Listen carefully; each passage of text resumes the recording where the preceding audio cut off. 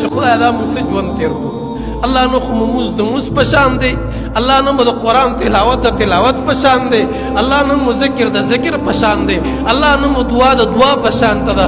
خدای مونږ خو دې زندګۍ کې هیڅ ونه کړ، خدای مونږ خو دې ژوند کې هیڅ ونه کړ، نه مو درته په صحیح معنا کې عبادت وکړو، نه مو د خپل پیغمبر دفاع وکړه، نه مو د قرآن دفاع وکړه. دا څه ژوند دی؟ بس خوراک او څښاک او پیسې ګټل، دا ژوند دی، دا زندګي ده. زندګي خو هغه ده چې د الله په اطاعت کې تېره شي، بندگی خو هغه ده چې الله پې راضي شي. اطاعت وکړو، الله راضي کو، قرآن ووایو، منځ کو او الله ته ژړا او فریاد وکړو. دا ژوند دی، دا د ژوند معنا ده.